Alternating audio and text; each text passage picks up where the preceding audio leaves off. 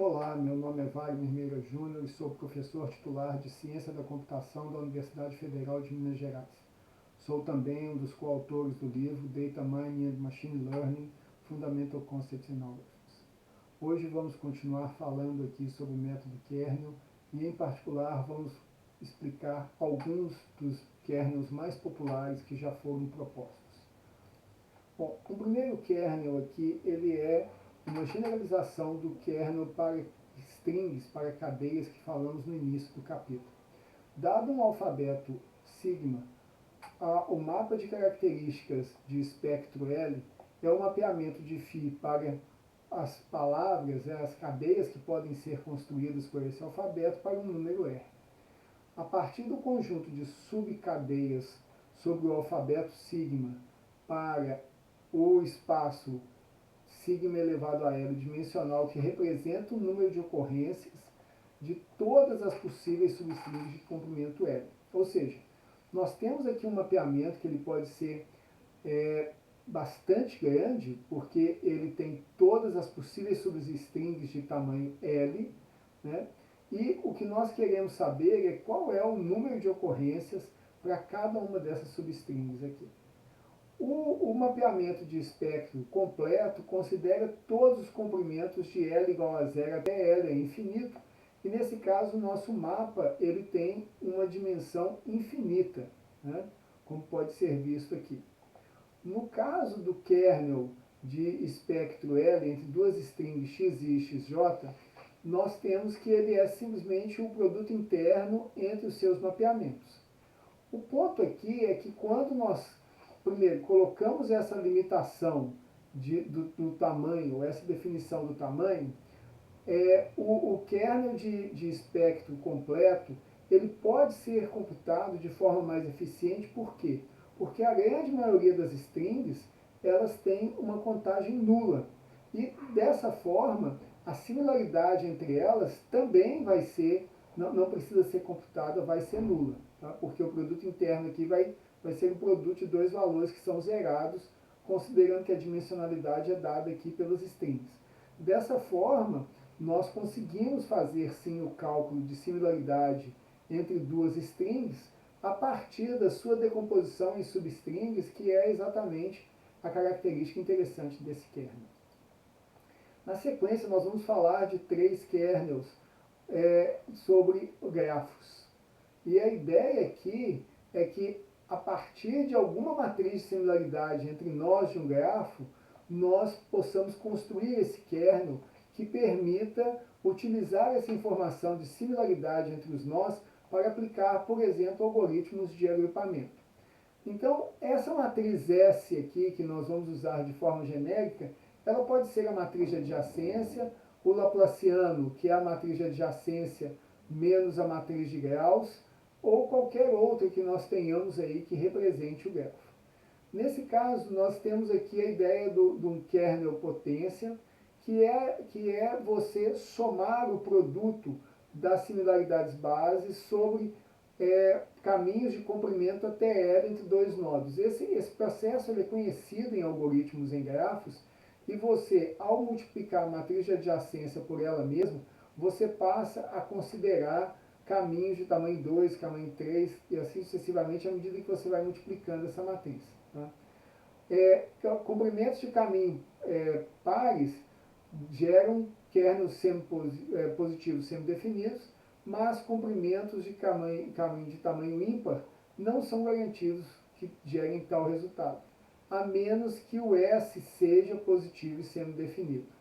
Então, a partir disso, nós temos essa lógica de que, se nós, por exemplo, dobrarmos a partir de S de tamanho 2, nós geramos S de tamanho 4, do tamanho 4, S de tamanho 8, assim sucessivamente, de forma que nós criamos como uma matriz de transitividade que expressa, nesse caso, não apenas a similaridade entre dois vértices, mas a proximidade deles no âmbito do grafo. Tendo, então, essa informação, nós podemos aí aplicar vários algoritmos que poderiam, por exemplo, segmentar e dividir esses vértices. Um aspecto interessante é que esse kernel K ele pode então também ser obtido pela decomposição em termos de autovalores e valores e autovetores de S elevado a L, como é demonstrado aqui. Há outros kernels que podem ser aplicados dentro da mesma lógica. Um desses kernels que a gente poderia pensar é o chamado kernel de difusão exponencial, que é você considerar um novo kernel entre nós de um grafo pelos caminhos de todos os possíveis comprimentos, mas reduzindo a importância dos caminhos mais longos. Por quê? Porque eles, na verdade, eles são indesejáveis nesse caso. Você faz isso criando meio que um efeito de amortecimento aqui, com a exponencial de um beta, que é um fator de amortecimento, e a matriz exponencial beta S, ela tem essa característica exponencial que vai, de alguma maneira, reduzindo mais rapidamente os valores. A série de valores converge para qualquer beta maior ou igual a zero, e nesse caso nós também podemos fazer a decomposição, ou seja, nós temos aqui um K, que ele é a partir da soma da matriz identidade por beta de S1, 1 sobre 2 fatorial beta ao quadrado, S ao quadrado, e assim sucessivamente. E essa matriz K, então, ela se torna o quê? A matriz de autovetores aqui, apresentada na forma direta e na forma transposta, e nós temos, da mesma maneira que tivemos a matriz lambda grande, nós temos aqui uma diagonal que contém as exponenciais de beta lambda 1 e assim sucessivamente até beta lambda n, onde lambda i é um alto valor de S. Essa informação, ela pode então ser utilizada da mesma maneira que o kernel que apresentamos no slide anterior, só que para os casos onde o comprimento seja maior, ele põe esse fator de suavização aqui.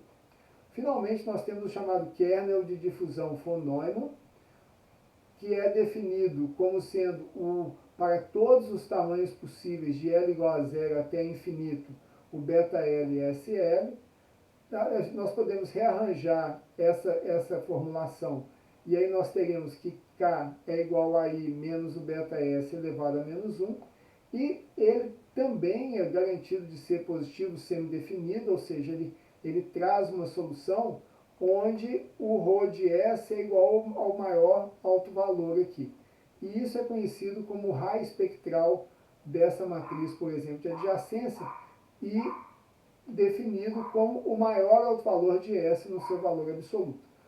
Mais à frente, nós vamos ver qual a importância de podermos formular esses problemas como autovetores e autovalores, porque eles se tornam muito amenos para ações de otimização e de determinação dos melhores valores ou das melhores soluções. Para concluir este capítulo, vamos então apresentar alguns exemplos. Temos aqui um grafo com 5 vértices, a matriz de adjacência e a matriz de adjacência e os graus, na verdade, a delta, que temos aqui V1 com 2 vértices, V2 com 2, V3 com 3 e assim sucessivamente. A partir disso, nós temos aqui a matriz S, que pode ser calculada pela negativa do Laplaciano, e os valores de S aqui definidos, né, onde o maior alto valor é zero e os outros altos valores são negativos. A partir disso, nós temos os 5 autovetores, que estão associados a esses autovalores, ou seja, são aqueles vetores que, uma vez multiplicados pela matriz S, eles chegam aos autovalores definidos. E, assumindo um beta igual a 2, nós podemos construir aqui o kernel de difusão exponencial, onde a matriz kernel de similaridade entre os vértices, ela passa a ter essa similaridade mais intensa aqui na diagonal principal, e para todos os outros vértices algum tipo de similaridade, normalmente tornando mais próximos aqueles que têm maior conectividade.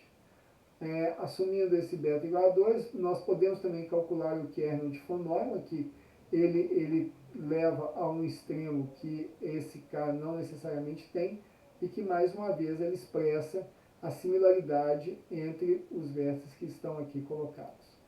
Bom, com isso nós concluímos o capítulo de métodos kernel.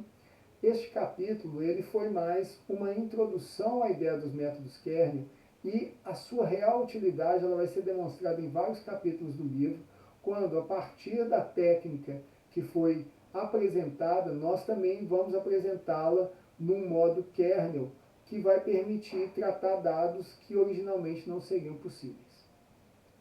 Até a próxima.